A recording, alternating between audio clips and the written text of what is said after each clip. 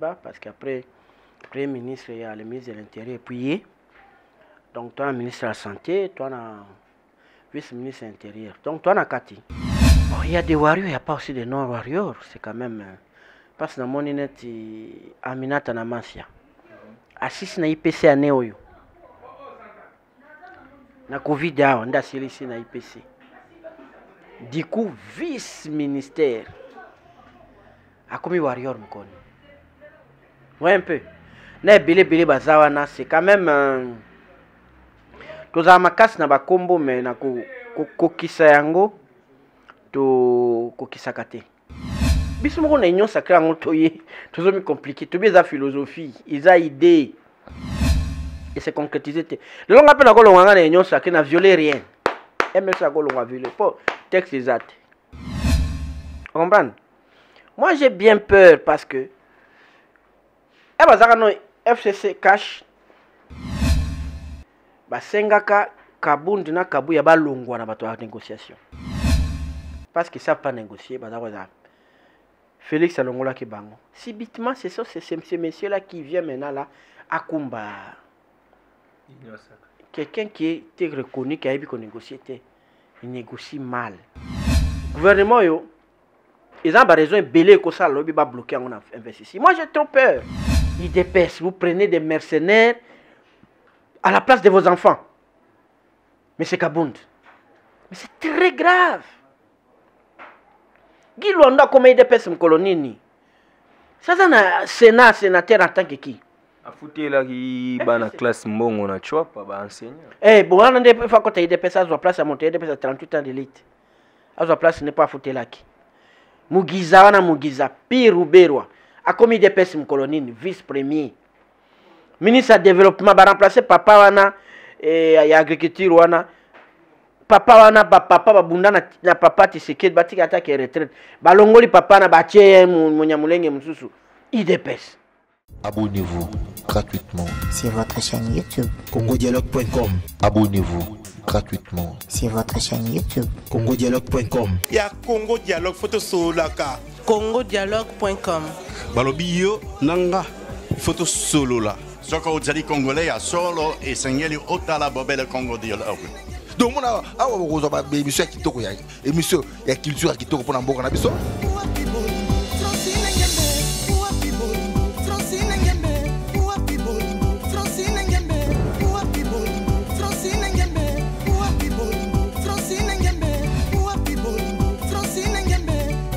Maramba Bofra na Congo Dialogue, donc blague était donc vous s'abonner à Congo Dialogue. Quand on parle de Congo, on voit directement l'Isolo. Quand on parle de l'Isolo, on voit la dame. Ça dit que Madame Francine Ngembe, ça pour ça canon, yende mokonza masolo. Pas Francine Ngembe, donc deux fois t'es Maramba beaucoup donc. Congo Dialogue, les assistements qui toko.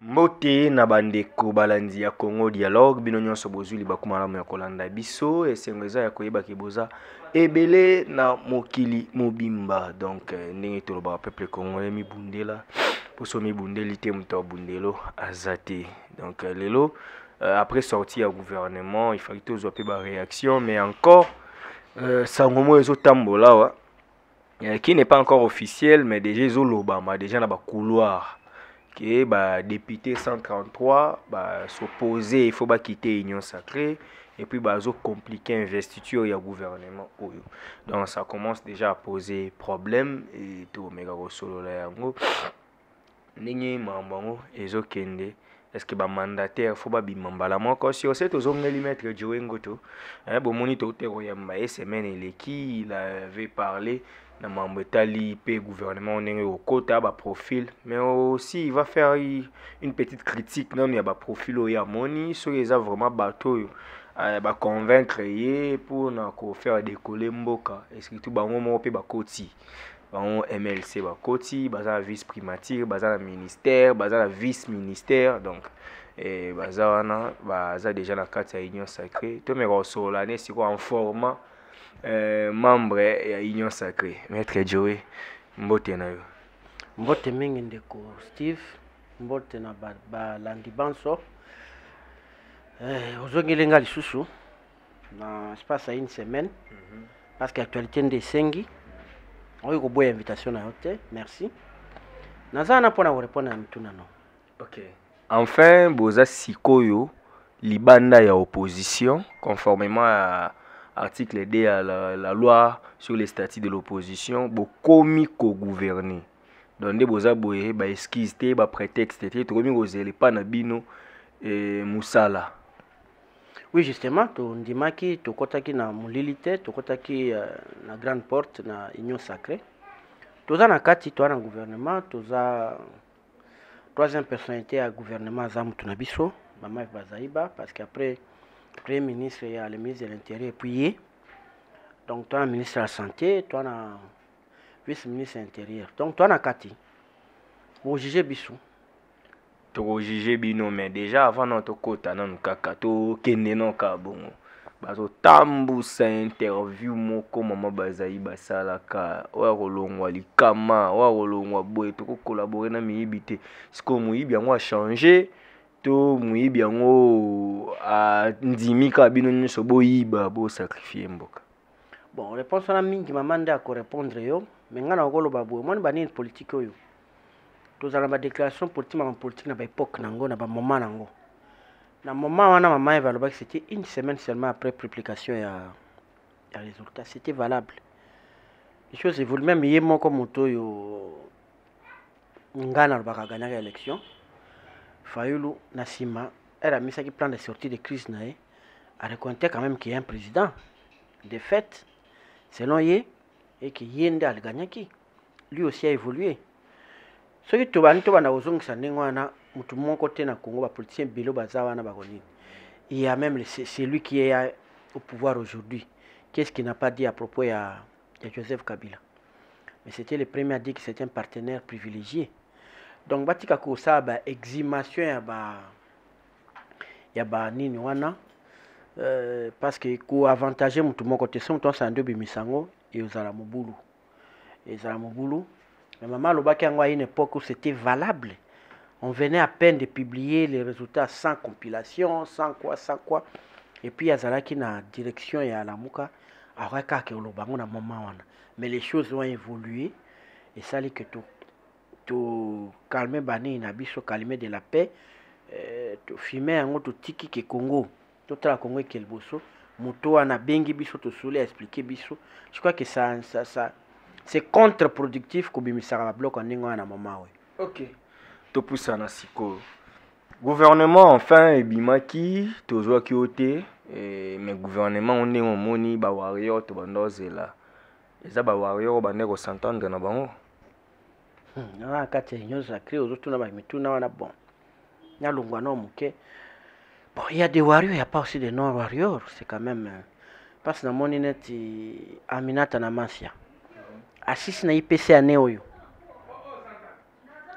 na Covid awa nda silisi na IPC du coup vice ministère akomi warrior mkoni ouais un peu na bele bazawa na c'est quand même toza makasi na bakombo mais na kokisa yango to kokisa kate na ndimite ke nyonso ne baza ba warrior mama baza warrior ba mwando simba ba lutunzo baza ba warrior mais les autres là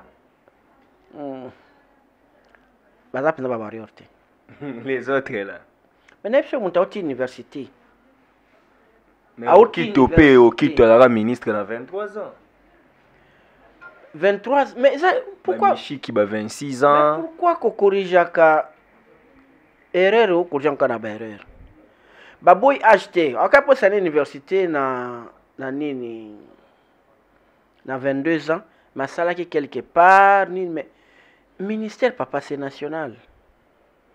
Ils ont quoi se quitter de l'université ba mon ministère. Et puis moi na babo me levi parce que mbaramoko likolo après cet âge là ça sonne. C'est un peu compliqué. Les gens disent qu'ils ont remerciement il y a bureau d'âge donc Facha remercier bureau d'âge. Ndenge ba idaki ke mambo kende bongo et loko amboso aza na Assemblée nationale na Masia Gaël ba kolukele pe entreprise. Pardon, et loko wana eza quand même pas. C'est qui babi ba remercier bureau d'âge. C'est que c'était pas les vrais bato bana mike. Ba kosaki. Pas si réellement c'était eux ndé ba jeunes na moment wana. C'était normal, c'était pas une faveur. C'est la loi qui a permis à ce que... Non, on a dit FCC va décrier qu'il y a eu violation, il y a des procédures, ce qu'on va aider Fachi à réussir. Va aider Fachi, c'est qu'il y a eu Magui, il y avait plus jeune que Bango. Parce que moi, je trouve que c'était normal. Moi, c'était les plus âgés. Namas à côté, Banabasi, c'était les moins jeunes. Et puis Gaël Boussa, c'était pareil. Et je ne vois pas pourquoi on doit les remercier. Je ne vois pas pourquoi. Moni son Assemblée nationale président, Moni Lelo Aminata vice-ministre, peut-être Gaël demain, c'est la paix mandataire. Si c'est cela la logique, alors c'est vraiment triste. Il y a qu'à remercier. Qu'est-ce qu'ils ont fait? Ils ont été là-bas parce que la loi veut que un bureau d'âge soit là pour organiser les élections. Ils ont fait quoi? Ils ont triqué. Alors s'ils ont triqué, c'est déplorable. Justement, c'est ça de quoi je parle que... Soit gens qui ont la logique à remerciement, alors je suis désolé. Voilà, Obi Batunyan ça va warrior te, warrior eza mwandambu bazawana. Mais quand même maman Eve Bazaï, secrétaire général du mouvement de libération du Congo, batebele pe ba ochola effort. Ah, environnement na babitumba nyonso bunda en tout cas wana mana ebiso na memeli osango batu na cité bazo se kamabe babi ba rouler bino comment bakopesa bino kaka environnement mais batiango na vice primature. Environnement ezali moni ba ministère oya makasi mikolo eza yango. Environnement le eza na ba taxe ebele ko quand même économie. Environnement eza na makambo ebele boko mona era okoma na F bo mona valeur ya ministère wana. Lelo pour lutter contre le réchauffement climatique dans le monde on vous a dit que dans ndenge environnement le monde dépense des milliards et des milliards. Donc il y a possibilité avec ba forêt na biso ba bloc na monsieur belé environnement côté ça pinza et ça environnement et développement durable on peut maman c'est pas seulement l'environnement. Beaucoup monde que avec le travail l'état a compter l'environnement comme nini à revenir au même titre que la mine. Vous allez voir.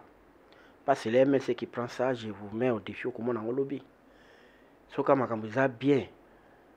Tu peux calmer na est comme on a un environnement que vous avez pour moi l'économie en boca. Na mbagi India force lobby.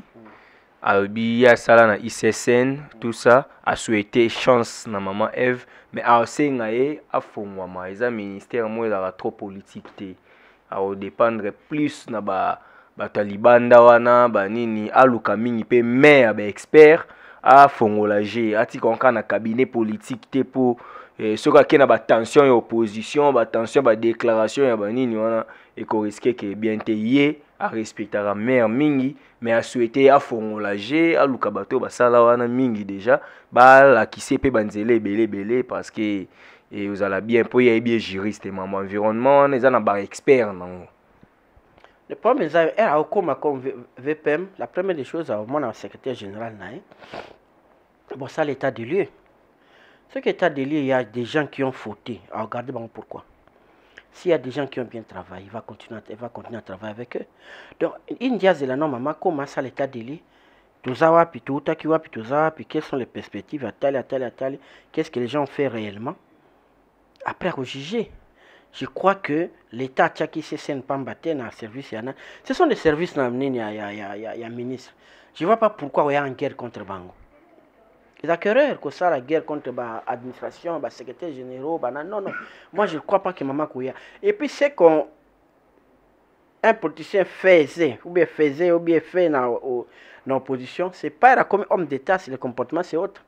Homme d'État, dans la connaît à cause de la décision, il est de sa tête, il faut avoir un expert, il y a le secrétaire général à l'environnement, l'entreprise, le bloc, tout. Au travail, c'est la logique des choses. C'est la logique des choses. Je ne vois pas maman Eve. Il y a des juristes, non, mais moi, Nyarugabo, c'est la deuxième fois qu'il y a un avocat. Mais il a été là. Bienvenue, Liota. Collègue dans la classe, camarade aussi, c'est le même jour. Il a été là-bas par 2 fois. L'environnement. C'est un avocat, c'est un juriste. C'est ça d'ailleurs. Mais le ministère manque plus de juristes parce qu'il y a beaucoup de textes là-bas, beaucoup d'accords. L'accord des accords est belé. Il faut qu'on l'ende l'ango. Mais Bibi non peut on dirait touche Zaka Félix Assimisi non touche pas on peut ça santé déjà lundi campagne à vaccination et bandi était ni tout le monde le critiquait, mais déjà les Congolais balingi na vaccin. Du coup, vaccin zo banda mbungani ya MLC ministre de santé. Vous avez exposé. Les Congolais ni balingi vaccin. La majorité. Non, non, sondage en bossé ça correctité. Parce que non sondage fiabilité. Parce que moi je ne comprends pas. Moi, image bé les kaka na ba réseaux sociaux, moi mutu azuma masque moko afungola bimisi kusukuna na kati ba masque ba tekela bino. Et puis tu vas croire. L'expérience pour démontrer aux gens zaka, aujourd'hui au sommet ba masque wana au hasard. Ata 20 au tie wana bani ko fungola moko monde po ba tu vas croire que ba masque nyonso ba bebisa. C'est pas aujourd'hui kaka moko ko si mone ba ko sabino mone bombo na kati za kaboy. C'est n'importe quoi. Non, il y a une vidéo ya TF1 où le docteur wana zolo babatuni pour na mambo ba vaccin. Abi vous l'avez déjà essayé abi oui chez les animaux et puis chez quelques individus en Afrique. Et le wana ndezo fâché. Banane mais au moins que ba vaccin et bandu n'est pas mindele les États-Unis ba pesi plus de 100 millions de personnes. AstraZeneca, Danemark, Boyango, Libela, sauf que RDC n'a validé. Mais Danemark, mais France, a salé lango.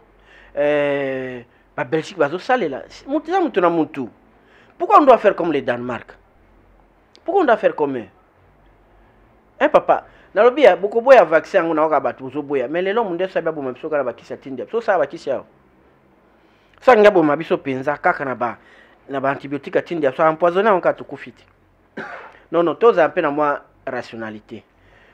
Et puis vaccin bolingate, on va nous l'imposer. Pour commis, n'amboka msusu po ya kune pa na bango test kaka te, poza kaka boye allez, il faut se vacciner. Ba mona osala vaccin ya uzo vaccin ande ba pesa visa. Ba comment senga on a ni visa.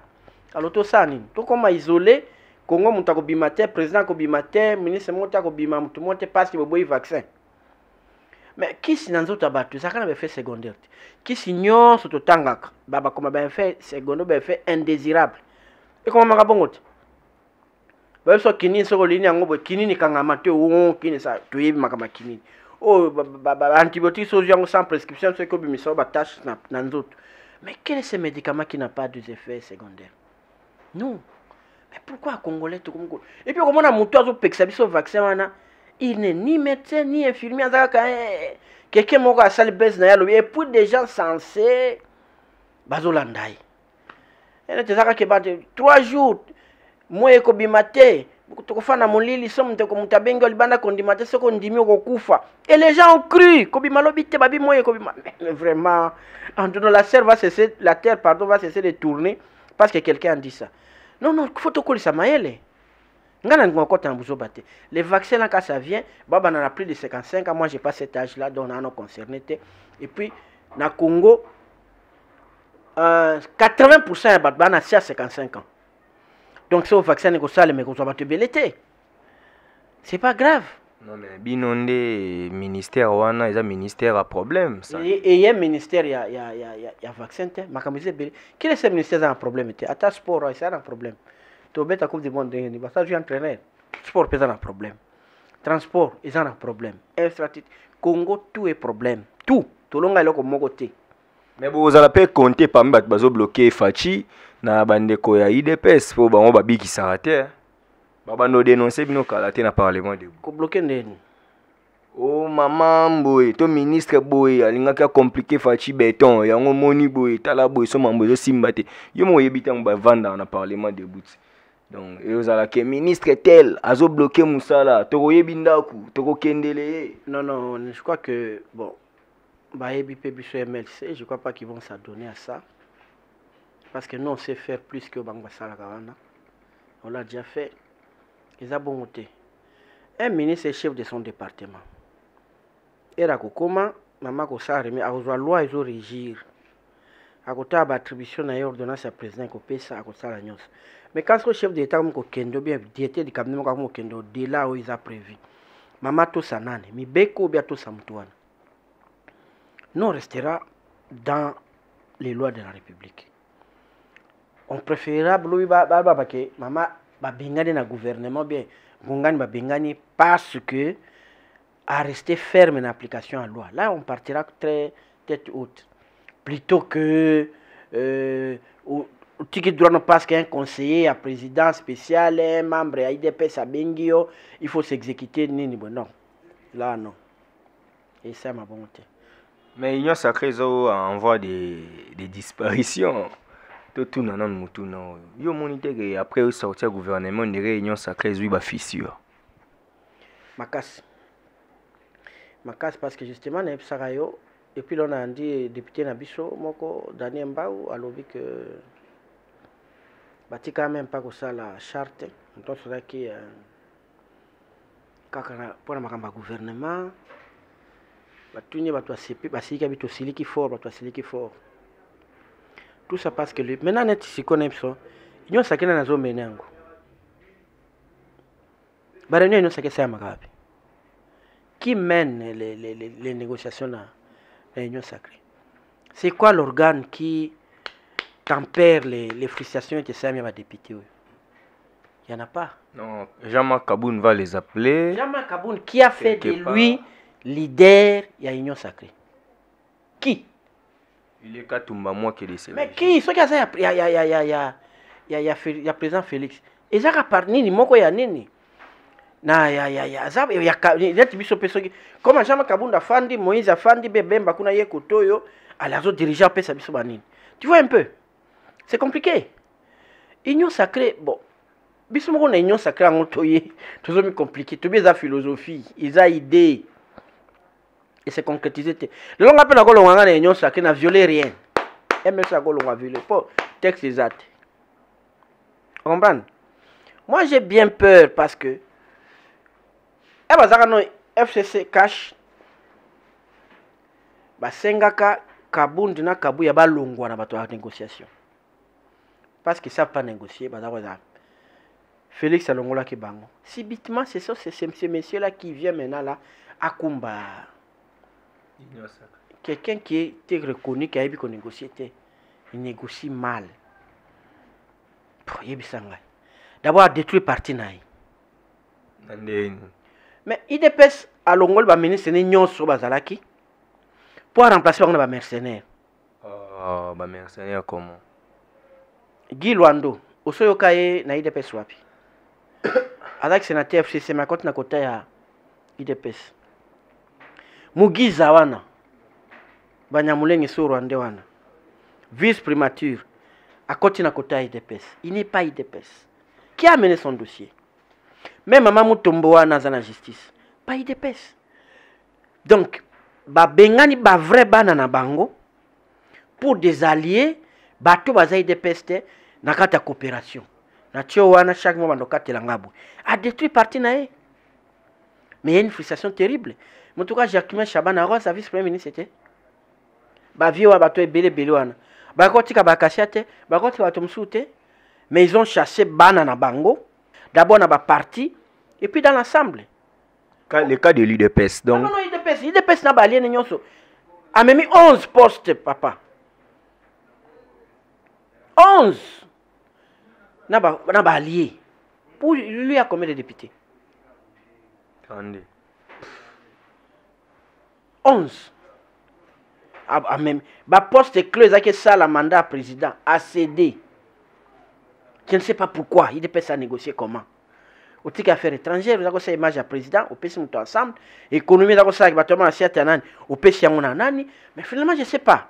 Le président Fati a habité vision des années, nazo kenda pa zanga zalbi réélu ou pas ni nazo comprendre. Oye na INC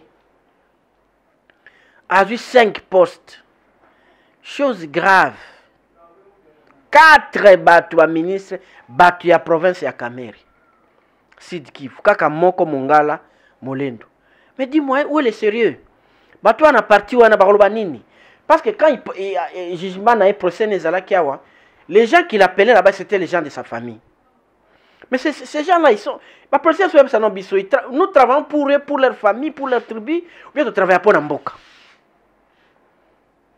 C'est quand même grave. 5 postes, ako kabula moko. Mais 4 ya yeye, ya bandeko na ya Sud Kivu. Akosika na molendo muke mongala. Et puis après c'est tout. Na yen se ba katake bazate? Na yen se ba équatorien bazate? Mais. Vois un peu. gouvernement yo ils ont raison belé ko ça lobby ba bloquer on investissement. Moi j'ai trop peur. Et bon bino na MLC. Biso to kaboli bien. Chopo. Parce que soka trop poste. To pesi chopo. To pesi Sidu Bangi na Noro Bangi. Parce que so toi. Po eto bandaka na cho na nini? Guerre ya biso ya MLC to bandaka na province orientale. To pesi bango. Non ça dire bemba so apesa geneti 5 6 ngomo na province nyonso tant engaki kokanango. C'est comme ça. Mais INC entre nous. IDPS, vous prenez des mercenaires à la place de vos enfants. Mais c'est Kabound. Mais c'est très grave. Guy Luanda comme IDPS m'kolonini. Ça c'est un sénat, sénateur en tant que qui? Afutela ki bana classe mbongo na chwapa ba enseignant. Eh bon on a fois quand IDPS a place à monter IDPS à 38 ans d'élite. A place n'est pas afutela ki. Mugiza wana Mugiza Piruberwa a commis des pèses m'kolonine vice-premier ministre de développement ba remplacer papa wana ya agriculture wana papa wana papa babunda na papa Tshisekedi batika atake retraite balongoli papa na batie munyamulenge mususu IDPS entre nous bon total kaka maintenant investiture yo zo mona ke ozala bloqué siko ozala bloqué c'est que les députés ont pu bailler na bango ba poste parce que on va baki bailler union sacrée pour na ba poste été maintenant ils vont bloquer l'investiture. C'est hypocrisie papa. Politicien ya kaka pona bo. Soki ko ya pona poste to ke na ba église était papa. Na ba ONG. Nde tu as na politique tu as pona pouvoir. Botika hypocrisie non nous là on va pas chercher les postes. Lokuta. Je t'ai dit na plateau na yo. Soki muntu azala ki na pas Kabila ni ba Julien Palu kuni bazaya ki wana ba kinde. Il faut payer ça le lot babi va frustré. Mais moi j'ai peur. 138. So qui ba FCC mususu wana ba ko se joindre na bango. Na yebisa ki na plateau que toko tal indication ya FC ya union sacrée tant ba ko investir gouvernement. Na yebisa ki na émission passée. So ba investir on a ba 258 200 ils a déjà danger. Parce qu'à tout moment ça peut basculer. Il faut l'investir bongakeza à 3 quarts. Ça na marche parce que mon premier ministre ça na parti mon côté ko soutenir groupe recoupement ils en a 5 députés un 5 centième il y a assemblée donc il n'a pas une force et si qu'on pas faire comme union sacrée zande ba force mike les ministres comme ça premier ministre na ba contexte wana na monde ba tele bazalaka no quitter. Bah, il passera son temps à régler, à se maintenir le travail comme tel que vous avez. Vous voyez, il y a vraiment un danger parce que là, so baye ba investir était à Zongi. Ça veut dire n'a pas faire déposer des missions. Tout tikali vide, ba ministre bazaya ki wana, non ba c'est ninité, ba tikali kaka, mais baza déjà kulungwa. Félix, il faut nommer premier ministre Moussou soit à Zongi sié, mais à reconfigurer les sous. Dans l'entretemps, il faut tout ça, la réforme, il y a CENI, tout ça. Mais je ne sais pas, mon pays là, je ne sais pas si c'est de la malédiction ou comment, je ne sais pas. Donc il a intérêt à bien négocier avec les députés ou en frustré. Bon, c'est quoi ça, c'est le gouvernement a négocié avec la entreprise, entreprise publique, corps diplomatique. Ah, les politiciens, les députés, ils ont corps diplomatique. Corps diplomatique, ils ont garage. Ah, papa. So batino na nini na Pérou. Na Bolivie oya mkoni. Décalage est 12 heures na Congo. On a décalé. Un politicien ba jeune baza bazo ba na moko tel ngokeno na diplomatie c'est pas n'importe qui parce qu'il faut payer on a peine de mayo. So on a vraiment diplomate te ba boya yo et ça c'est compliqué. Donc voilà. Gouvernement oyo toza na kati ils ont rassuré Pepenzate. Puis dans le premier ministre Yemoko, j'ai pas senti un meneur d'homme. La conférence de presse, j'ai pas senti quelqu'un qui porte vraiment le charge Yamboka, qui porte Nini, sentir parce que justement, on a forcément côté Simanaï. Parti politique n'est soutenir. Ils ont ceux qui a connu, c'est 5 députés. parce que tantôt c'est Kabound qui réunit les gens, tantôt Yé, mais maintenant président Kabound, Yé, tout ça. C'est compliqué. Qu'est-ce qu'il faut faire? Proposer au moins une solution. Tu nous proposes s'ils sont sincères, investir le gouvernement. Si réellement ils ne sont pas venus pour le poste, c'est bien hypocrite. Mal na bango ya nini. Parce que là, les cas bon, master beaucoup de temps. Tu investir, mais après 7 mois, tu as ici bien 8 mois. Eh bien oui, après 8 mois, tu as ici bien pour bien quota. Sinon, tu es bon. Mais c'est ça, malheureusement. Et ce qui va se passer dans le cas couloir, c'est bon, tu as bango, bakota, il termine na bango, il va benda pe moi ndambu, so bendi après 7 mois 8 mois, tu remplis ah. Et comme j'ai li auto, entre-temps peuple va souffrir. Dans 5 ans, il faut aussi l'arabe. Déjà il m'a attendu mbeto ya ba makambwango.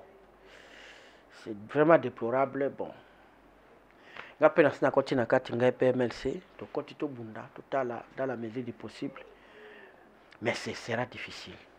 Très difficile. Kabila a été visité par Bintou Keïta, représentante à secrétaire général des Nations Unies, pour acquérir la situation de la guerre ou la STA, mais on expliquer son expérience. C'est un bon geste apparemment. Oui, Kabila restera toujours une personne référence. Papa, c'est 18 ans en Boka. Non. Ça donne une chance. Pas consulter, c'est normal. Babiso nyonso pe moment pe zako zabi bon oluki pe pas bazande accessible ça difficile. Mais normalement en tout cas Obama les gens les consultent comme lié tala bazoni c'est ça. Il faut profiter de place za na kutu na kashama tangwana akoma pe livre. Au moins émission ya Kengwa Saki na Top Congo j'ai enregistré ça vraiment na papa Mukamba na maman Nzunzi et ça ba émission bongo na merci na Christian Lusakweno. Ba mémoire wana photo za kana. Kabila za mémoire. Moni non c'est appelle maman bitu wana ke pomo na Jean-Pierre parce que guerre et malendu yenda sisaka ngwa ça va calmer de la paix. C'est quelqu'un aussi de référence pour la guerre wana est. Et toutes les personnes ba ko mona bango Bemba fait la guerre, asisa banini kuna ba mona bango c'est bien. Donc Kabila za personne référence à cause à la besoin était comme ce qui est ennemi moko boye. Non. Voilà. Puisqu'on veut finir, déjà une dernière question. Néron Mbungu serait réhabilité par la Cour constitutionnelle. Réaction. Ça l'est déjà. Yo qui est encore conditionnel. C'est là ça la bonne na ya ko répondre mais so nga ya ta so ba réhabiliter nga na démissionner ce ko bien OK. Parce que sous l'année na mina titulaire non. À moins que zalake tu fais les pouvoirs pour les pouvoirs. Il faut quand même payer bon moto ezala. Ngana mutanto quand insulté tous a appelé na ba fonction biso tous à la coller tous la souvent mais a boingai a instrumentaliser batu ba ko isingai bon ce qui na kena cour pour encore contester nini wana c'est déjà une victoire pour moi que beaucoup ça kingai irrégulièrement na longue mais pendant que ça que je ne m'accroche pas à ce poste là je démissionne là il partirait bien mais raison à ce vice-gouverneur na ni bossa nini. Mais ceux qui sont bloqués, qui sont bloqués, pour banda ko soit à tout moment. Azala dena lubaki azala gentleman a démissionné. Il aura gagné parce que en arène que j'ai gagné. Na nini bino ba député provinciaux. Boza ba collègue na rapport nazo longwa nazo démissionner parce que nazo zongela bino kuna. Et peut-être ko kende pe kuna zongi kuna bi bona bunda na remplacer mpoi. C'est aussi possible. Et comme ça, là, il va maintenant aura un pouvoir face à Gentini. Parce que maintenant, il y a un moyen contre Gentini, ça ne pas avis. Ils ont une assemblée, à Bunda, quand on a un bureau, maintenant, là, comme il connaît la boîte, il a interpellé Gentini. Et ça conseille gratuit à faire l'arte, la PCA. Ils ont bon, mais ils ont un service gouverneur, c'est indécent. Il faut que tu aies un sens à honneur. Termine sur l'émission, message à conclusion. Message est que l'avenir en Boka banque sera makasi. totelema vraiment tolinga mboka parce que le modèle bato bazokufa na est et rien ne se fait. Nazoka Uganda côté de 7 km eza te frontière comme ka paswa nengwana naoki sama lukonda lobi guerre à est aux appels priorité totala nanu politique yango era koya akosala za ndenge nini ngana lingaka mboka na ngai au-dessus de tout par parti politique na bana lingaka mboka na ngai na senga pe na chaque congolais zaka chaque jour yambanga na conclure que chaque mutu azala vecteur de développement yo na place aux allo ba ko développer mboka na musalo salaka et so mutu nyonso asali yango ba 80 millions nyonso basali yango to boy domination ba paya to boy nini 300 belé Congo yo décoller. OK. Merci. Ezaki maître Joe na moni numéro Ropesa parce que cette fois là pe ba benga ki au moins. Oui, donc merci numéro na ngeza plus 243 9 97 58 71 76 pour peut-être ba francophone bon balingi plus 243 9 97 54 71 et 58 71 76 et puis plus 241 43 pardon 81 501 90 71. OK.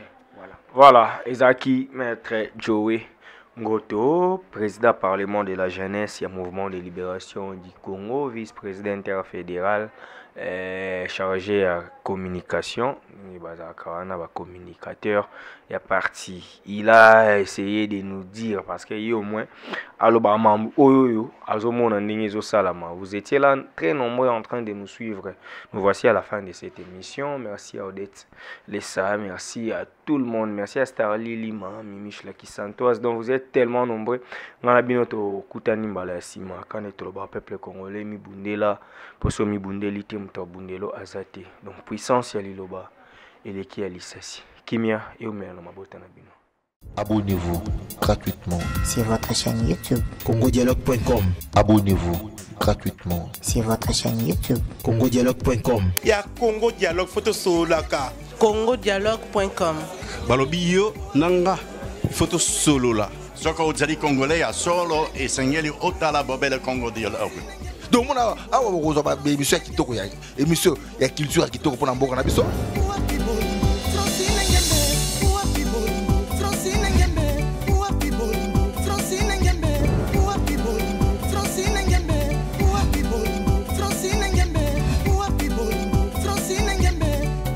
makambo bofra na ba Congo Dialogue donc blague était donc vous s'abonner na Congo Dialogue. Quand on parle de Congo, on voit directement les solos. Quand on parle de les solos, on voit la dame. Ça dit que Madame Francine Ngembe, ça pour ça canon, yende mokonza masolo. Pas Francine Ngembe, donc deux fois te mamba beaucoup donc. Congo Dialogue, ça c'est moi kitoko